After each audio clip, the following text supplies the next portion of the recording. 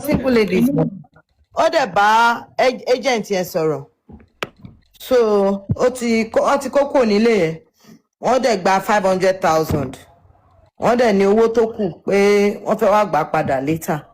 Mo dẹ̀ sọ fún àwọn agent yẹn, mo ní ṣèbémi ni mo wá sanwó. Why fẹ́ pé ẹ wá fún àwọn tẹ́ ẹ̀ bá ní any business lówó. Àwọn obìnrin méjì ní agent yẹn. Ìkan lára wọn mọ̀. Àárọ̀ yìí nìyẹn ṣẹ̀ṣẹ̀ mọ̀ wípé wọ́n ti kó kúrò ìgbà tó dórí. Wọ́n kó lọ sí ìjọba sọ pé àná láwọn ẹ̀ṣẹ̀ kó kúrò. Wọ́n ní ìjẹta náà kó kúrò. Àti ìyá náà. Everybody wọ́n ti pack another person ti gbalé yẹn. But ọmọ sọ fún wa yìí pé òun nìkan ló ṣì kó lọ pé ìyá ò tí ì kó lọ pé wọ́n ṣì wà nílé yẹn. So èmi ti lọ bá wọn ìgbà tí mo lọ bá wọn nílé yẹn mo sọ fún àwọn nílé yẹn wípé owó wọn àwọn torí landlord yẹn sọ pé òun ò fẹ́ fún wọn lówó because normally he's not supposed to refund any money because you're not supposed to sublet the house. You're not supposed to sublet the house. So agent méjì ni mo bá sọ̀rọ̀. Agent méjì agent mo bá sọ̀rọ̀ gangan ló pe another agent tó pè yẹn òun ni ìgbà tí ó ní the other agent ní pé mom sí òun sick. Agent tèmi dì pẹ̀lú gangan obìnrin làwọn méjèèjì. Ó ní pé mom sí òun sick. Ó nígbà tí Ronke pé òun wí pé kóun wá pé òun fẹ́ rí òun pé òun rò pé bóyá torí wọ́n ti kọ́kọ́ jà ńgbà kan ọkọ àwọn single mother náà dá sí ńgbà yẹn. Tó ti jà ó náà ń bìlì pé bóyá ìjà náà tó fẹ́ pé òun sí. Ó náà wá sọ pé kí the other lady yẹn lọ attend sí wọn. Torí mom sí òun sick gbogbo táwọn gbà mom sí ẹ̀ náà eventually kú. Ó ní so the other lady yẹn ló wá attend sí wọn. Apparently the other lady yẹn ó sọ fún the other lady yẹn pé kó bá òun wá pé òun fẹ́ sublet ilé yẹn. Ìyẹn Ronke. So ìgbà tó náà fẹ́ sublet ilé yẹn ó wá ní pé lady yẹn sọ pé ó wá pe lawyer yẹn tó wà in charge of the property.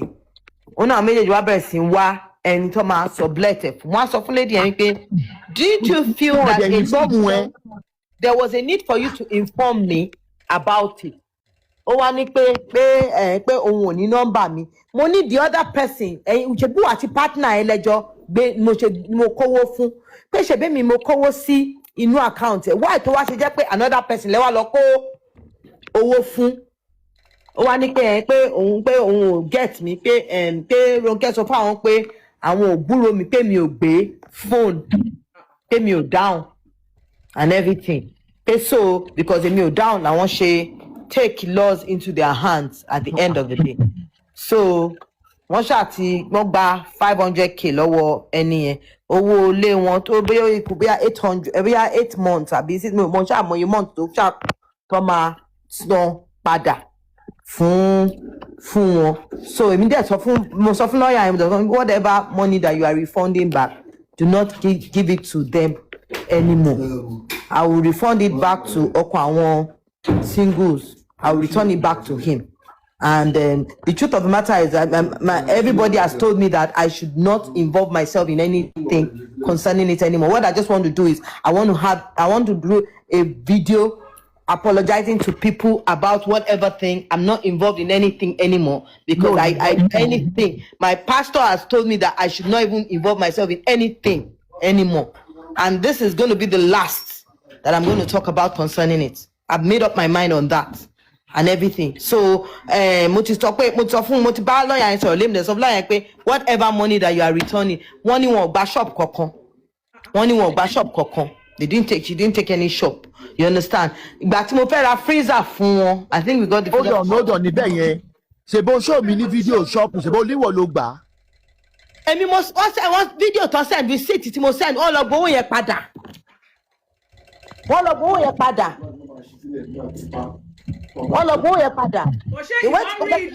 rí ṣọ́ọ̀bù yẹn before you send them money. Mo ti kọ́kọ́ rí shop kan kémi tó travel. Wọ́n wá ní pé shop yẹn ò tí ready. Èmi lọ sí Abuja. Ìgbà tí wọ́n fi dé Abuja, ó wá pè mí pé shop yẹn ti ready o. Pé òun ò dẹ̀ fẹ́ miss shop yẹn. Ni mo wá send owó. Mo ní kó wá send receipt sí mi. Receipt tó send sí mi nìyẹn. You understand? Because shop yẹn, they told me wípé shop was about 80 something thousand. Wọ́n á ní pé pẹ̀lú agent owó everything was about 200 and something. Wọ́n ní pé báwo ni owó agent ṣe máa pọ̀ ju owó shop lọ́wọ́ ní bó ṣe máa ń gbà nìyẹn nígbà yẹn. So at the end of the day, because I couldn't go there, kó má dà pé bóyá mi ò fẹ́ send owó yẹn mo ti wá send owó yẹn sí wọn nígbà yẹn, you understand? But ilé yẹn èmi mo make sure wípé mo lọ wo ilé yẹn gbà tó sọ pé wọ́n kọ́kọ́ ti sọ fún gbẹ́ ìpá orílẹ̀ kan kí n send owó, mo ní mi ò lè send owó kankan wípé mo láti rí ilé tí wọ́n fẹ́ gbà kí n dẹ̀ fi owó síbẹ̀. So and nǹkan tó wá ṣẹlẹ̀ pẹ̀lú kíní yẹn ni pé they apparently she didn't want to stay in that in that house. Ó kàn fẹ́ gbowó yẹn but kò mọ bóun ṣe máa gbowó yẹn ní ọwọ́ mi because èmi ò kó owó yẹn lẹ̀. Owó ọdún mélòó ni wọ́n tán gbà yẹn? 2 years. The shop yẹn kọ́ ọdún mélòó ni shop? 1.5 lẹ́ẹ̀ka san fún shop. The ọjà ṣé did you give them money fún owó ọjà apart from the freezer? No but ká tó kọ́kọ́ kúrò ní ọ̀dọ̀ bàbá àti kọ́kọ́ fún wọn ní about 200,000 owó movement àti owó nǹkan tó náà fẹ́ rà àti kọ́kọ́ fún wọn ní 200,000 wọ́n fi 100,000 bí 100 àbí 150 náà fi kẹ́rù láti Ìbàdàn wá sí Èkó, you understand? Wọ́n ti kọ́kọ́ gbowó after tí wọ́n wá ṣe gbogbo yẹn tán ìgbà tó wá gbalé yẹn wọ́n ti náà ní ìdówó láti pé káwọn move láti ibi táwọn wọn yẹn ibi ẹ̀mọ́ pa kọ́kọ́ kó wọn sí ilé kan, ilé ọ̀dọ̀ woman pastor yẹn àkọ́kọ́ kó wọn sílé yẹn even though àti kọ́kọ́ fún àwọn ló kọ́kọ́ bá wọn fọbẹ̀ yẹn kọ́ bá wọn túbẹ̀ yẹn ṣe ilé tó kọ́kọ́ wà yẹn. So subsequently náà wọ́n move sí wọ́n náà ní ìdówó láti fi kó ẹrù wọn sí ibẹ̀ yẹn. After that la wá fún wọn ní 200,000 owó shop. Ṣé ń gbọ́? Mo ń gbọ́ yín. La wá fún 200,000 owó shop. Owó ilé yẹn nìkan ló péye tó owó yẹn. No shop 40k 200,000 ni wọ́n fún wọn bẹ́ẹ̀. 400. 200 not 400 200. 200. Ẹ ó máa jẹ́ 400 ní ẹ̀kú you said 2 for ìkan first 200 kan fi kẹ́rù. Kan fi kẹ́rù. After that mo fún wọn ní extra 100,000. 100 ó jẹ́ 300. Mo fún wọn ní extra 100,000. After 100,000 yẹn ló wá gba shop 200. Okay, shop 200 no already okay. Ìyẹn ti kú 55. After that ni wọ́n wá gba ilé.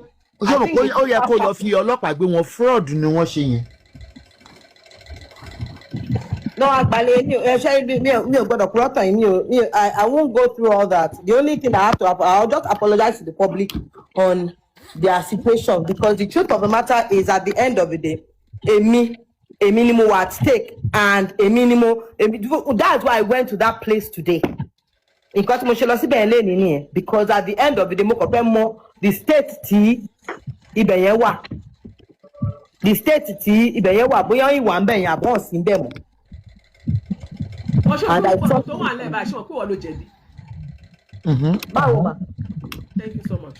Because ní day one tí ọ̀rọ̀ yìí ṣẹlẹ̀ tí wọ́n kúrò ní àkàtà Eléko tó wá sọ́dọ̀ Àgbàlá Gabriel tó wá tọrọ owó tí Àgbàlá lórí wọn lórí BBC Yorùbá.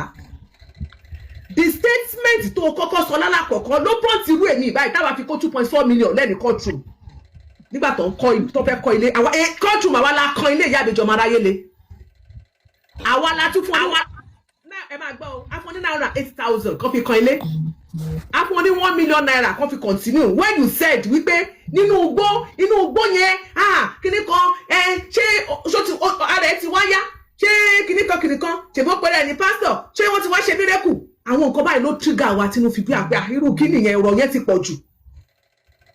Iyalaje má bínú mà. Lẹ́yìn ìgbà náà èmi ọkọ̀ ọ̀tún màwá la tún ra màálù tó fi ṣí ilé yẹn gbogbo makeup tí Ìyábẹ̀jì fi fine gbogbo pictures àwọn èèyàn gbé káàkiri ẹ̀kọ́ ọ̀tún láti rán yàn lọ more than 2.4 million. Madam, let me correct something ma. First and foremost èmi ni mo sanwó hospital Ìyábẹ̀jì para ló sanwó hospital Ìyábẹ̀jì for about 3 years. Èmi ni mo sọ rent Ìyábẹ̀jì for about 3 times. I didn't invite anybody. I run a foundation, ma.